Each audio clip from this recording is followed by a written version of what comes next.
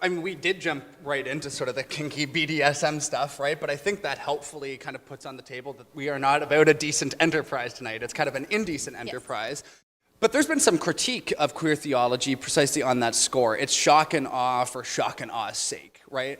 What would you say to that? That there can be some pretty explicit messaging in queer theology. Some parts of your book, I did some interesting Google searches to be like, what is that? And let's just say I had to clear my browser history afterwards. But that has a purpose, I think you would want to argue. And what is the purpose of that, other than, disruption for disruption's sake? How do you do that in a judicious way, right? I'll let you go for that. I think people do it, many queer theologians do it differently. One thing that I think is particularly interesting about queer theology that we've talked about, so Morgan was actually, I think he was still an MDiv student when I wrote the draft of this book. And yes. Morgan is one of the smartest students I've ever had and a really incredible reader. And so I gave him the draft and said, could you give me some feedback on this, please? And he gave me actually fairly intimidating feedback. It was very insightful.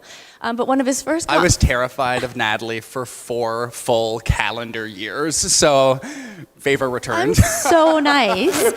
But one of the first things he said was, his generation has just had, I think, like a fire hose of sexuality thrown at you since you were born. He's like, but you're really orthodox. I had no idea. The shock level for him, and it has been for other people as well in reading some of my work, is that I'm incredibly doctrinally orthodox. And that's kind of the bringing together of these really deep, historical, rich wisdom traditions with these potentially shocking ways that some people live their lives. It unlocks, I think, this new possibility of encounter. A lot of queer theologians do work with deeply traditional approaches to theology because they give us these kind of, those of you who do know about kink and BDSM will hear where this is going, but they give us these fairly strict structures and parameters that you can then rupture and rearrange in different ways to actually create spaces of performance, activity, creativity, where a divine encounter becomes possible. I'm not especially interested, and might be where I differ from some queer theologians, I'm not particularly interested in writing about God. I'm interested in writing spaces through which God will make Godself known. Okay.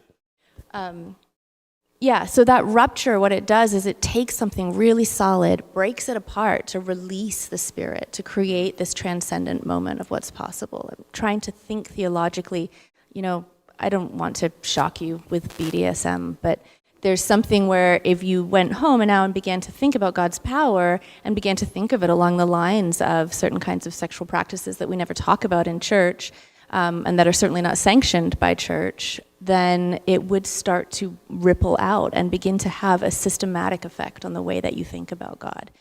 That's what I'm looking for, something that is powerful enough to actually rearrange the whole system we have moving subconsciously in our minds and under the surface of our bodies to see what can happen when you rearrange it.